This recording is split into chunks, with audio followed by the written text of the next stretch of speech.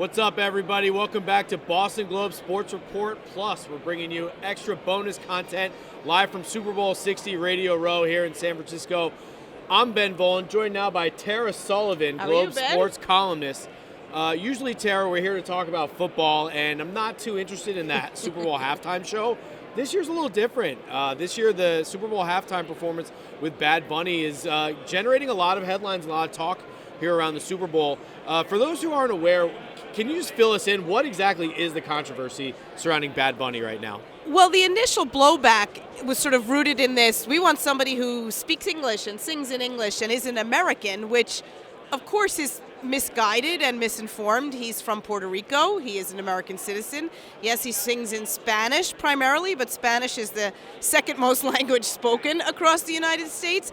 And the controversy makes really no sense in my eyes because Bad Bunny is literally one of the most popular artists in the world, and by many metrics, in terms of streaming, the most popular artist worldwide. And is this like the first primarily Spanish-speaking artist to highlight the Super Bowl halftime show? Well, I guess primarily is that doing a lot of work right there because there have been definitely Latin American artists through the years from, right? Gloria Estefan and J-Lo. And I mean, it's not Shakira. unique. Shakira, it's not unique.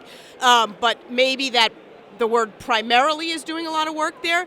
But this music is just, immeasurably popular, inarguably popular. So then Bad Bunny held a press conference, if you call it that, here Thursday, at the media center. You were in the press conference. What unfolded there? Yeah. It's a great distinction you make. It's not an open forum press conference. Like reporters who are credentialed for the event are not the ones answering the questions.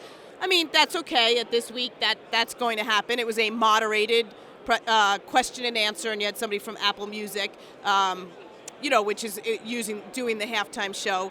So, but it was hugely attended. The line started they opened the doors at 8:30. I was lined up by 8 a.m. and I was probably, 150 or so people in. Wow. And the line stretched out far behind me. A lot more outlets that were Spanish speaking. That's certainly up their interest. But outlets from all major news organizations were there.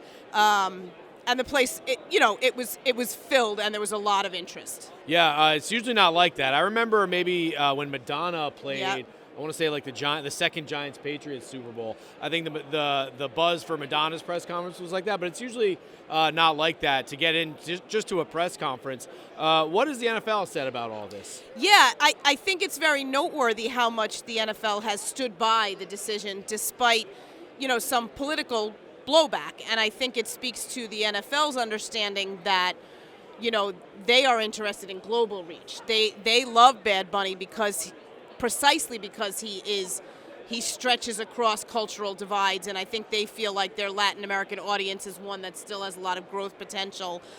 So Roger Goodell was asked about specifically Bad Bunny, who made some anti-ICE comments during his Grammy win recently in his acceptance speech.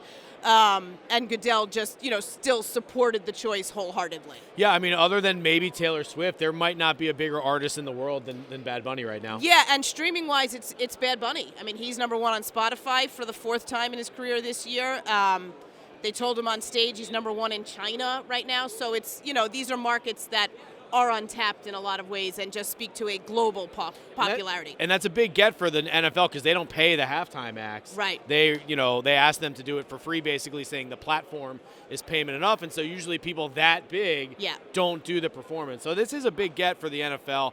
Was there any sort of either anti-ICE message or like a reconciliation? Was he trying to skate under the radar at all? Yeah, I didn't notice either, to be honest. I thought again, nobody asked those questions because it was, I'm sure, scripted. They didn't call in Tara Sullivan. No, it was a little scripted and predetermined, which was fine. But, I was impressed with his answers, with Bad Bunny's answers. He spoke to the gratitude of being here. He spoke about, the support of family and how incredible it is to be on a stage and to be wanted on a stage that big.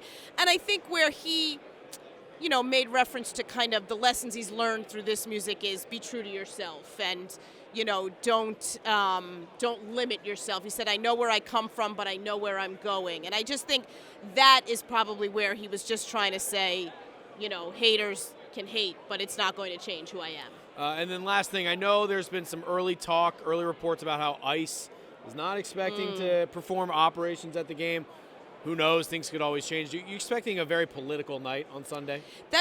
It's the unanswerable question. It's a great question. I do think people are curious about that. I know Trump is not attending. He is not attending, right, and said it was more about the distance. But who knows, maybe just, again, avoiding that blowback.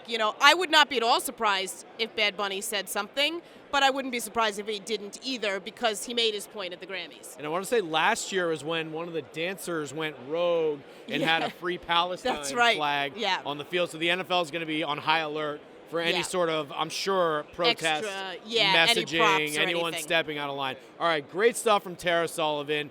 I'm Ben Volin. We're going to have more from you all week from Super Bowl Radio Row. Check us out later, Boston Globe Sports Report Plus.